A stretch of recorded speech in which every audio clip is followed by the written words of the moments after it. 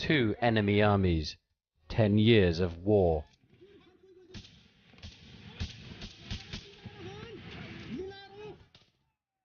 And now that the war is over, Nepal's two armies must become one to cement the peace.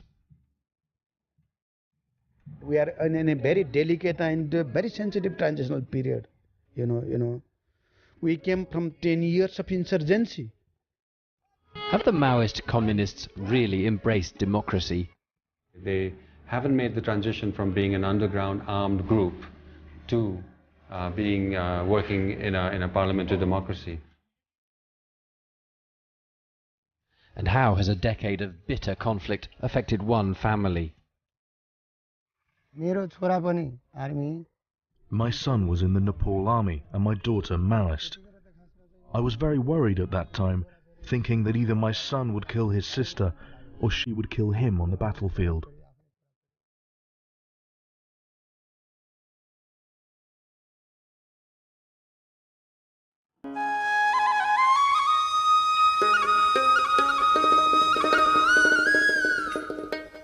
The tranquility of this countryside masks the fact that Nepal is clinging to a tenuous peace. But making the transition from ancient kingdom to 21st century republic was never going to be easy.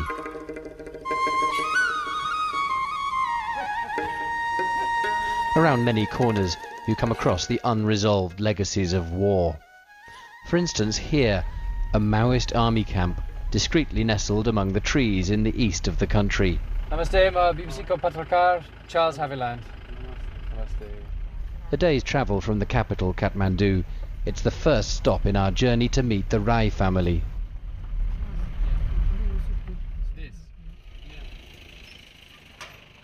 The camp launches into its morning routine at the crack of dawn.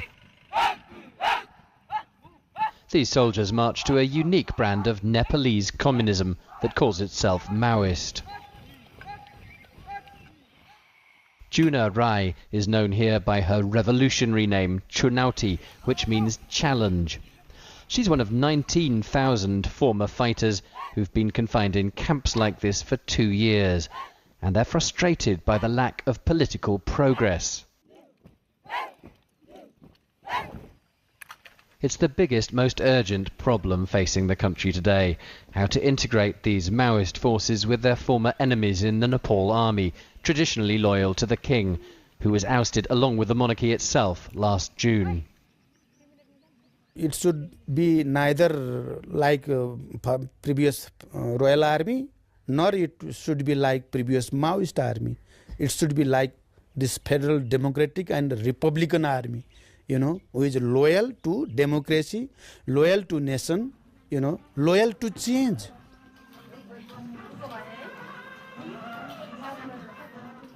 Chunauti was just 18 years old when she joined up. Like many poor, rural women yearning for social change, she was politicized when Maoist recruiters came calling at their tiny village. In the past, the ruling state's perspective of women was that they couldn't do anything. They should be confined to the kitchen as cooks and treated just as the wives of men. No one gets their rights by begging or asking. They have to fight to get their rights. That's why I joined the Maoist party and the Maoist army. But both sisters have paid a price. Like Chunauti, Guna Rai saw heavy frontline action and sustained serious injuries. When I joined the People's Liberation Army, I fought in 6 or 7 battles. Among them, at the Bhojpur Godita front, I was injured. Lots of friends were martyred. And I was hit by a grenade, and there are still scars on my body. They both lost many comrades. So did their older brother, Bhuvan, but he was fighting on the enemy side, with the Royal Nepal Army. During the height of the war, it tore the Rai family apart.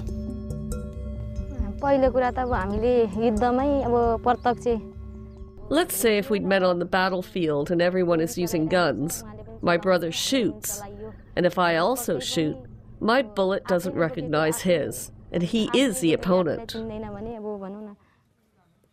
Guna must stay behind at the camp, but Chunauti looks forward to a special family reunion.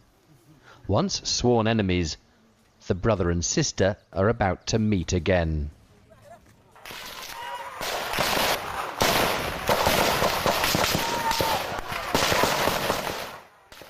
Both the army and the Maoists committed severe atrocities in a war which saw more than 13,000 people die.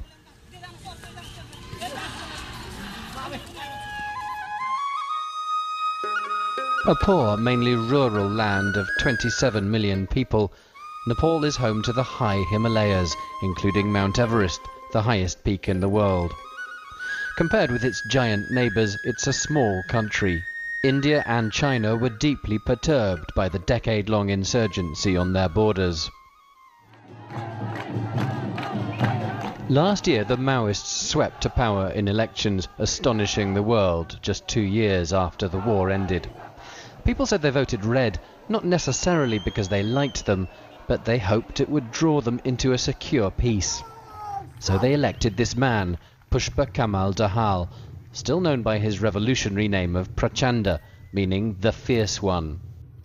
Many were inspired also by promises of an end to poverty and discrimination. But a year later, Nepal's political landscape has been shaken to its core by hostile disputes over that crucial question of the military. In a move which left the nation reeling, Prachanda resigned as Prime Minister in early May. He had unsuccessfully tried to sack the chief of the Nepal Army. They're seen here in a rare appearance together at the recent Army Day celebrations. Prachanda accused General Rukmangat Kathual of endangering the peace process by being unwilling to take Maoists into a new, merged military. Just weeks earlier, while still Prime Minister, Prachanda had made his stance clear on the army issue. The Maoist army should be professionalized, and Royal Army, previous Royal Army should be democratized. This will be the basis of creating a more and more unified national army. Revolution is still central to the Maoist lexicon, and 10 years of conflict and sacrifice are far from forgotten. Chunauti became a poster girl for Maoism when she was snapped in what became a famous image of the war. I think that picture will be remembered for years to come as symbolizing the conflict in Nepal from 1996 to 2006. For many reasons, I think what you see in her face, the tiredness, the weariness with the war, and obviously the guerrillas, had a very hard time. They suffered a lot. They lost a lot of their comrades. They had to walk up and down mountains. They were hungry all the time. That, and also the fact that there were so many women in the Maoist guerrilla force.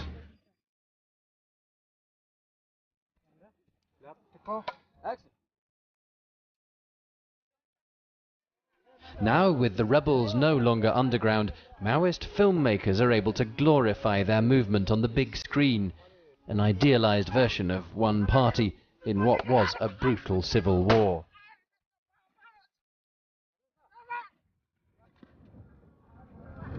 Until the future of their army is clear, Chunauti and her comrades must bide their time in the camps. Sport and recreation break up the boredom.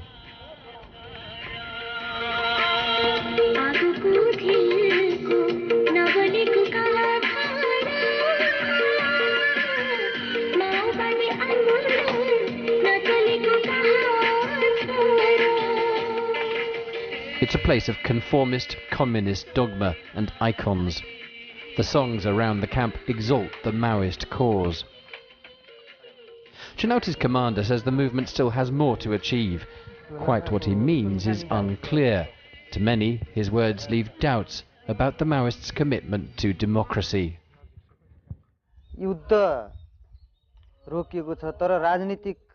The war has stopped, but the political revolution is continuing. We have shifted the war front to political front and are going forward. Our fight will continue till we get a fully fledged People's Republic.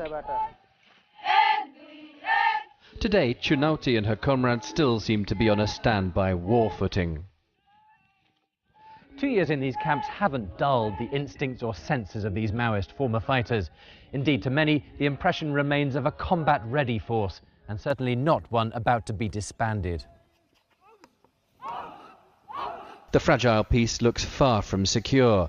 In a recently revealed tape recorded in 2008, Prachanda promised his fighters that their army would swallow the national one and politicise it, and would use government money to stage a new revolt. But to the BBC, Prachanda denies the Maoists are preparing for war again. If you will disarm yourself mentally, there is a real danger of losing the whole process of transformation. We have make a orientation for them to be more and more professional in their character. Therefore, consistent training and exercise, physical training is going on.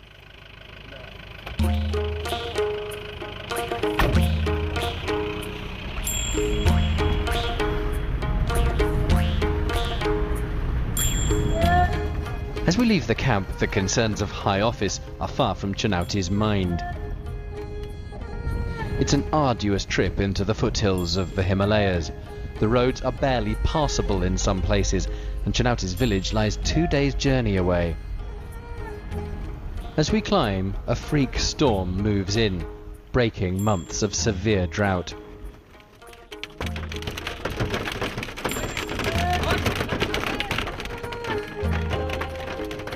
Hail blows in with a ferocity that cracks our windscreen. Road turns to river. We're forced to turn back. Our first attempt to meet the rest of the Rai family is a washout, but we promise Chinauti will try again in a few days.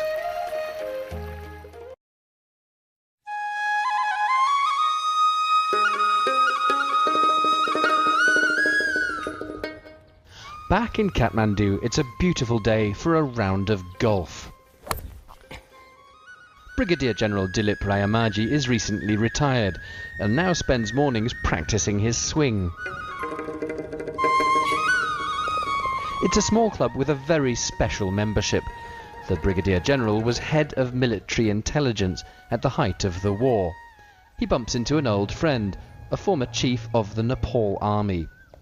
The Brigadier simply doesn't trust the idea of an integrated military. I'm worried that, the Maoist intention of integrating their combatants into the Nepal Army is a continuation of their second phase of their strategy, which is the social revolution. For example, like the October Revolution in Russia. So, they have not as yet left their Marxist ideology. They have infiltrated the industries. They're trying to infiltrate the Nepal Army now. Prachanda denies this is the Maoist strategy. Ultimately, we came to a conclusion that even in socialism, multi-party democracy is must. Without having a multi-party democracy, it is not possible to create a vibrant society. Therefore, we should have to understand the dynamics of the change, and we should go for multi-party democracy. It has been decided by the National Conference in an unanimous way. Okay, therefore, there is no question of one-party dictatorship. I was sitting inside the room and heard this big commotion, and one of our staff came in and said, they're beating everyone up. In December, Kunda Dixit's media group was raided by a gang of thugs, led by prominent local Maoists, including a trade unionist. Some of the publications here had been critical of the Maoists. They haven't made the transition from being an underground armed group to working in a parliamentary democracy. I think the concept of political compromise is still alien to them, and you have to understand that till 3 years ago this group was killing anyone who didn't agree with them.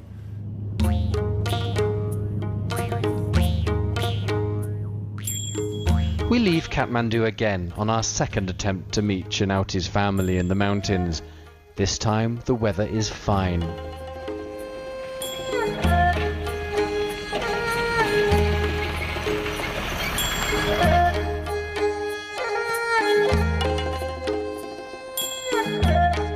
Hours of driving brings us to this village at the end of the road.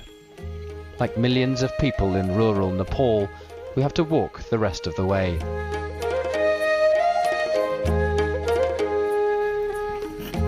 We hire porters to help us with the 8-hour trek to Chunauti's village.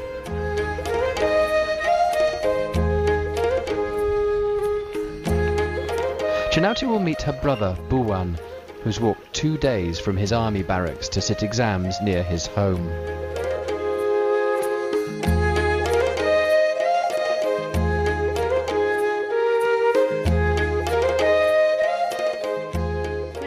I'm very happy I'm meeting my brother after such a long time. I'm really happy.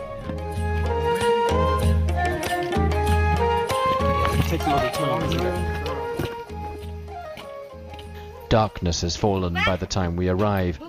Like most of the country, the village has no power.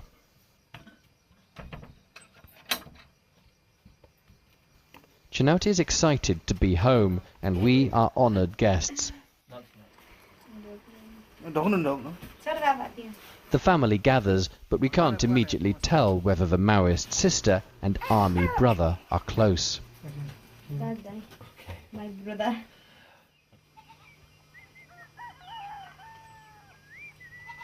It's a short visit home from the army, but in the morning Buwan is immersed in traditional tasks on the terraces of the mountainside village. He's ready to talk and says he believes in social change as much as the Maoists do. First of all, poverty should be eradicated, and there should be education. And the villagers also should understand about those things. The main thing is that we have poverty, and Nepal is a poor country. To bring about change in the country is in the hands of youths and women. Buwan joined the Nepal army because of a military tradition in his family, and, he says, to resist Maoist attempts to recruit among villagers. When the rebels signed up his sisters, he was shocked.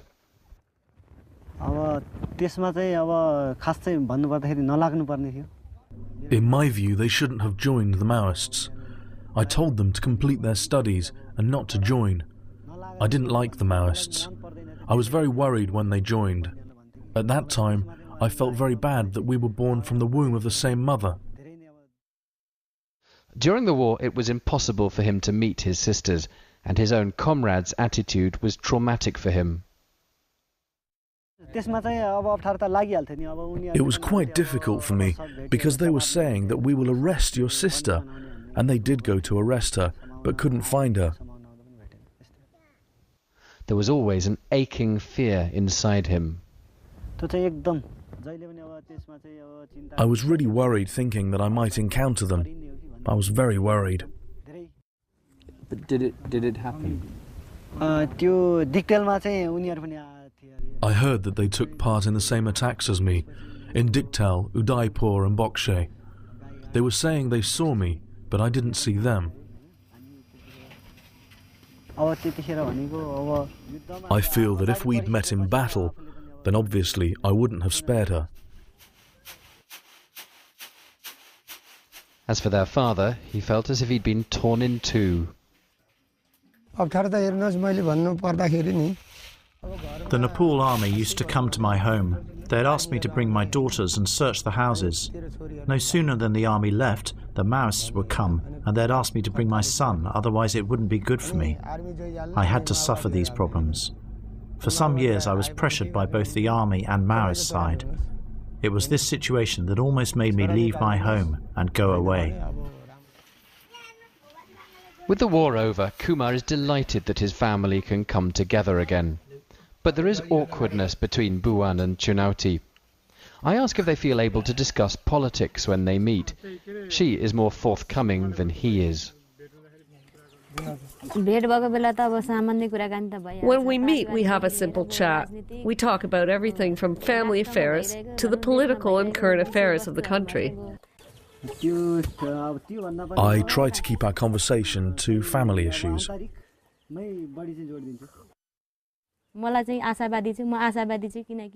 I'm optimistic that one day we'll be working together in one formation, and I also believe that we'll be working in the same barracks. It might take time, but it is possible, and one day it'll definitely happen. We cannot say that peace will stay forever. Seeing the present state of the country, I don't feel that this peace will last for much longer. Bye, Bhuvan. All the best. Take care. It's time for Bhuvan to head back to his exams. When he leaves, there's little emotion to their parting.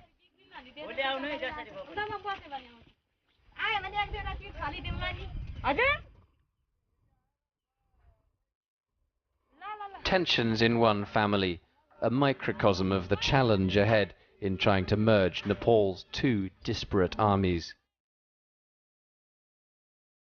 The Maoists still wait in the camps. Apart from the morning drills, it's a life mainly of leisure. A rising number of babies are being born to Maoist couples. There's camaraderie, but also boredom. Their future, their individual futures, is tied up with the future of the country and with the future of the peace process. Because what happens to them, how they're integrated into the national army or not, is going to determine how the peace process goes forward. And if the peace process succeeds, of course, then we have a brighter future for this country. Prachanda said he was stepping down for the protection of democracy and peace. But with the future of Nepal's two armies, old enemies, still unclear, peace here is not yet secure. And neither is complete tranquility within one family in a small village in the Himalayan foothills.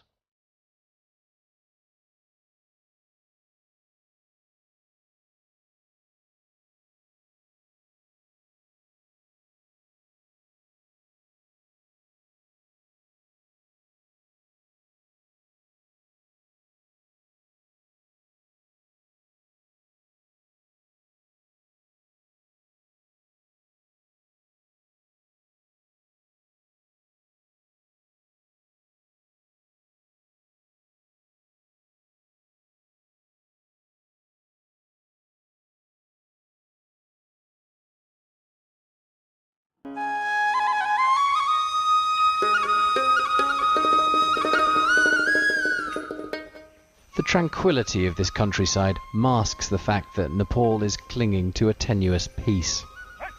But making the transition from ancient kingdom to 21st century republic was never going to be easy.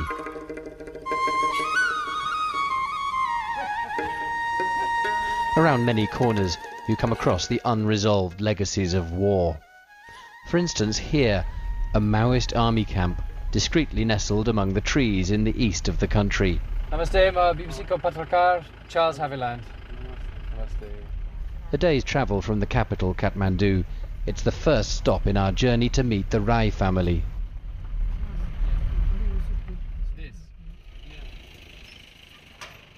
The camp launches into its morning routine at the crack of dawn. These soldiers march to a unique brand of Nepalese communism that calls itself Maoist. Juna Rai is known here by her revolutionary name Chunauti, which means they haven't made the transition from being an underground armed group to working in a parliamentary democracy.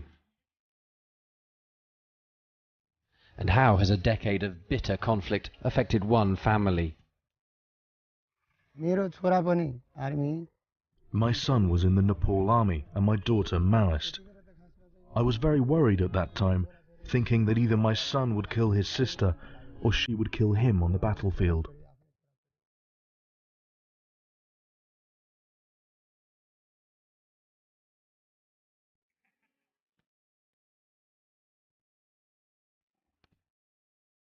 Two enemy armies, 10 years of war.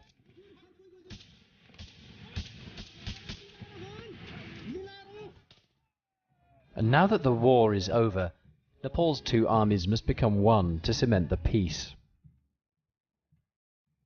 We are in a very delicate and very sensitive transitional period. You know, we came from 10 years of insurgency. Have the Maoist communists really embraced democracy? Challenge. She's one of 19,000 former fighters who've been confined in camps like this for 2 years. And they're frustrated by the lack of political progress. It's the biggest, most urgent problem facing the country today: how to integrate these Maoist forces with their former enemies in the Nepal army, traditionally loyal to the king, who was ousted along with the monarchy itself last June.